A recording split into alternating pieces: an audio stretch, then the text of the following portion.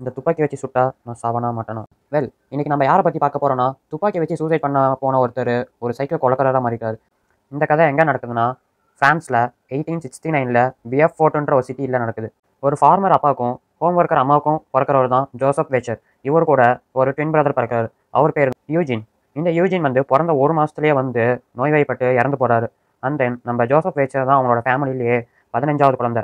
அதாவது அவர் தான் அவங்களோட ஃபேமிலியிலே யங்கஸ்ட் சைல்டு. இவர் வந்து சின்ன வயசுலேருந்தே அக்கா தங்கச்சி, அதாவது 15 சிப்ளிங்ஸோட தான் சேர்ந்து ஒன்றா வளர்றாரு.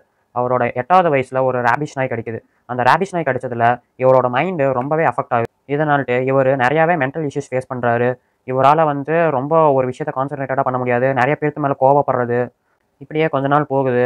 அப்புறமேல்ட்டு 1893 இந்த டைமில் தான் வந்து நம்ம ஜோசப் வேச்சர் வந்து ஒரு பொண்ணை வந்து உயிருக்கு உயிராக காதலிக்கிறாரு. அவர் காதலை வந்து அவருடைய காதலிக்கிட்ட சொல்ல போகிறப்ப அவங்க வந்து ரிஜெக்ட் பண்ணிடுறாங்க. அந்த ஒரு விரக்தியில் இவர் வந்து காதலியை வந்து துப்பாக்கி எடுத்து சுட ஆரம்பிச்சிட்டார். 2 வாட்டி சுட்டதில் அவங்களோட காதலி வந்து உயிர் தப்பிச்சிட்டாங்க. எப்படி நம்ம முன்னாடியே சொன்ன மாதிரி ஆல்ரெடி 8 வயசுலேருந்தே இவர் வந்து மென்டலி அன்ஸ்டேபிளாக தான் இருந்திருக்காரு. இப்போ மறுபடியும் அன்ஸ்டேபிளாகி அவர் வந்து சூசைட் பண்ணுற நிலைமைக்கு போயிட்டார். அவர் காதலியை சுட்ட துப்பாக்கியிலே இவரும் வந்து அவரோட தலையில் வச்சு ஷூட் பண்ணுறாரு. பட் காட்ஸ் கிரேஸ் இவர் வந்து எஸ்கேப் ஆயிடுறார். எப்படின்னா, மூளைக்கும் காதுக்கும் நடுவில் புல்லட் போய் மாட்டினால்ட்டு இவரோட ரைட் சைடு ஃபுல்லாக செதஞ்சிருச்சு. லெஃப்ட் சைடு ஒரு மாதிரி அலங்கோலமாக இருக்குது.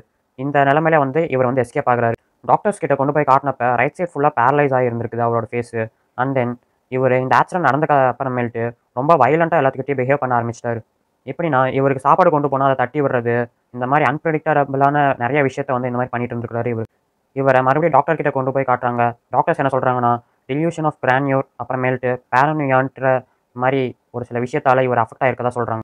கொஞ்ச நாள் அவரை வச்சு ட்ரீட் பண்ணுறாங்க. ட்ரீட் பண்ணி ரெடி ஆனதுக்கு அப்புறமேல்ட்டு இவரை வீட்டுக்கு அனுப்பிச்சி விட்றாங்க. இப்போ தான் வந்து கதையே ஸ்டார்ட் ஆகுது.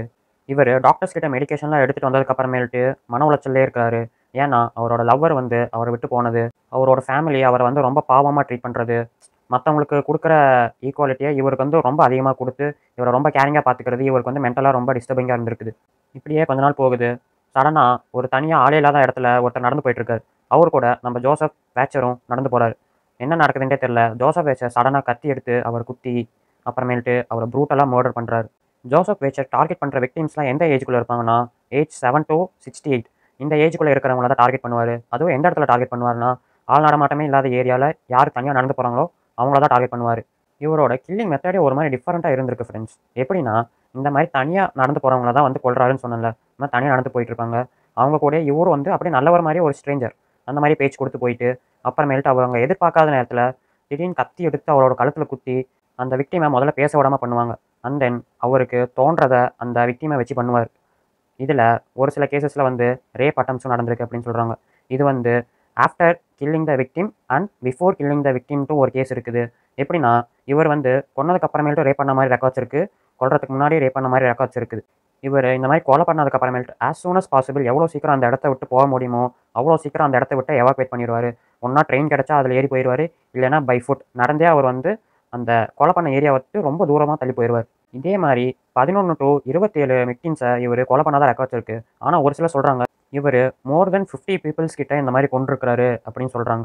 அண்ட் தென் 1897ல் ஆர்ச்சுன்ற ஒரு ஏரியாவில் தனியாக ஒரு லேடி நடந்து போயிட்டு இருந்திருக்காங்க. அவங்கள வந்து இவர் கொலை பண்ணணும்னு போனப்ப அந்த லேடியோடைய ஹஸ்பண்ட் அண்ட் சன் வந்து இவரை பிடிச்சி அடித்து இவரை வந்து போலீஸ் கிட்ட ஹேண்ட் ஓவர் பண்ணுறாங்க. அண்ட் போலீஸ் இன்ட்ராகேஷன் பண்ணுறப்ப நீ எதுக்கு இந்த மாதிரி கொலையெல்லாம் பண்ணேன்னு கேட்டிருக்காங்க. அப்போ வந்து ஜோசப் வெஞ்சர் என்ன சொல்லியிருக்காருன்னா, நான் வந்து ஏதோ ட்ரிஸி, அதாவது ரொம்ப மயக்கத்தில் இருந்தாலும் எனக்கு என்ன பண்ணுறதுன்ட்டே தெரியல, எனக்கு மென்டலாக ஒரு சில இஷ்யூஸ் இருக்குது, அதனால தான் நான் இப்படி பண்ணேன் அப்படின்ட்டு போலீஸ்காரங்க கிட்ட சொல்லியிருக்காரு இவர். ஜோசப் வேச்சரை கோர்ட்டில் ப்ரொடியூஸ் பண்ணுறப்ப இவர் வந்து ரொம்ப இன்னசென்ட்டாக நடந்துக்கிட்டாரு. பட் கோர்ட்டில் இருக்கிற ஜட்ஜஸ் நம்பல. அவங்கள டாக்டர்ஸ் கிட்ட சொல்லி இவரை எக்ஸாமின் பண்ண சொன்னதில் டாக்டர்ஸ் வந்து சொல்கிறாங்க, இவர் வந்து சொல்கிற எதுவுமே உண்மை இல்லை, இவர் எல்லாமே பொய் சொல்கிறாரு, இவன் வந்து மனுஷனே இல்லை, இவன் வந்து ஒரு அரக்கன், இவன் வந்து இத்தனை நாளாக வந்து பொய் சொல்லிட்டு இருந்திருக்கிறான், இவனுக்கு மென்டலி அன்ஸ்டேபிள் அப்படின்ட்டு இவனை வந்து கொன்றுங்க அப்படின்னு சொல்லி கோர்ட்டில் வந்து ஒரு கேஸை பாஸ் பண்ணுறாங்க டாக்டர்ஸ்லாம். ஜோசப் வேச்சரை வந்து பப்ளிக்காக கொல்றாங்க. எப்படின்னா, குலோட்டின்ற ஒரு ஃப்ரான்ஸ் மெத்தடை வச்சு கொல்றாங்க.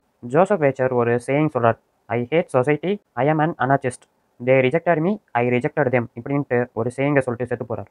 இந்த மாதிரி வேறு ஏதாவது க்ரைம் த்ரில்லிங் கேசஸ் இல்லை இன்ட்ரெஸ்டிங் டாபிக்ஸ் இதை பற்றி தெரிஞ்சுக்கணுன்னா என்னோட சேனலை சப்ஸ்கிரைப் பண்ணிக்கோங்க, ஃபாலோ பண்ணிக்கோங்க. அப்போ தான் நான் போஸ்ட் பண்ணுற ரெகுலரான வீடியோஸ் உங்களுக்கு வரும். பாய்.